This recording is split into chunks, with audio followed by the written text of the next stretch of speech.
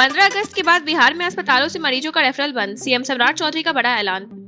सम्राट चौधरी ने बिहार के पचरुखी प्रखंड में स्वास्थ्य व्यवस्था को लेकर बड़ा ऐलान किया है। उन्होंने सभी सरकारी अस्पतालों को 15 अगस्त तक पूरी तैयारी करने का निर्देश दिया है। इसके बाद बेहद गंभीर मामलों को छोड़कर मरीजों को दूसरे अस्पतालों में रेफर नहीं किया जाएगा। जिला अस्पतालों में ही इलाज और दवाइयों की बेहतर व्यवस्था सुनिश्चित की जाएगी ताकि गरीब मरीजों को अपने ही जिले में बेहतर स्वास्थ्य सुविधा मिल सके।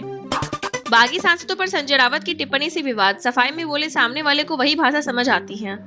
संजय रावत के बागी सांसदों पर अपशब्द इस्तेमाल करने के बाद विवाद खड़ा हो गया है। पार्टी नेता प्रियंका चतुर्वेदी ने ऐसी भाषा का समर्थन करने से इनकार किया। वहीं रावत ने सफाई देते हुए कहा कि मराठी में ऐसे शब्द आम है और जो नेता करोड़ों रुपए लेकर पार्टी छोड़ दे उनके लिए कड़ी भाषा इस्तेमाल करना गलत नहीं है। जून में क्यों थम गया मानसून, बारिश वाले बादल गायब, मौसम वैज्ञानिकों की बड़ी चिंता। इंडिया मेट्रोलॉजिकल डिपार्टमेंट के मुताबिक जून के अहम दिनों में महाराष्ट्र, मध्य प्रदेश और छत्तीसगढ़ समेत कई राज्यों में सामान्य से काफी कम बारिश दर्ज हुई है। सैटेलाइट तस्वीरों में देश के बड़े हिस्सों से मानसूनी बादल लगभग गायब दिख रहे हैं। वैज्ञानिकों ने इसे मानसून पहुंच बताया है, जो खरीफ फसलों की बुआई और कृषि व्यवस्था के लिए चिंता का बड़ा कारण बन सकता है। परजीवी जैसे है साइबर अपराधी, सीजे सूर्यकांत की सख्त टिप्पणी, जमानत देने से इनकार। जस्टिस सूर्यकांत ने साइबर फ्रॉड मामले की सुनवाई के दौरान आरोपियों पर कड़ी टिप्पणी करते हुए उन्हें परजीवी बताया। सुप्रीम कोर्ट ने जमानत याचिका खारिज करते हुए कहा कि ऐसे अपराधी लोगों से करोड़ों की ठगी करते और इन्हें पकड़ना मुश्किल होता है। कोर्ट ने साफ कहा कि समाज के हित में ऐसे साइबर अपराधियों को जेल में ही रहना बेहतर है। सुरक्षा वापस लेने पर भड़के लालू यादव, बोले यह सब नीतीश कुमार करवा रहे हैं।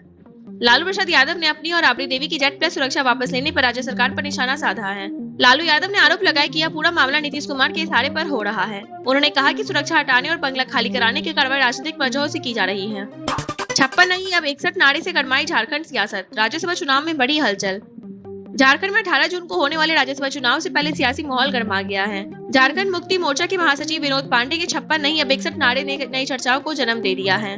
अटकलें लगाई जा रही है कि क्या कुछ एनडीए विधायक महागठबंधन के पक्ष में वोट कर सकते हैं, जिससे चुनाव और दिलचस्प हो गया है। कर्नाटक में फिर लौटी रिसोर्ट पॉलिटिक्स, एमएलसी चुनाव से पहले कांग्रेस जेडीएस ने विधायकों को किया शिफ्ट। कर्नाटक में एमएलसी चुनाव से पहले सियासी हलचल तेज हो गई है। क्रॉस वोटिंग के डर से इंडियन नेशनल कांग्रेस और जनता दल ने अपने विधायकों को अलग अलग रिसोर्ट में शिफ्ट कर दिया है। 7 सीटों के इस चुनाव में जेडीएस को उम्मीदवार उतारने से मुकाबला और ज्यादा दिलचस्प बन गया है। यूपी में सपा का होगा टीएमसी से बुरा हाल, 2027 चुनाव पर केशव मौर्य का बड़ा दावा।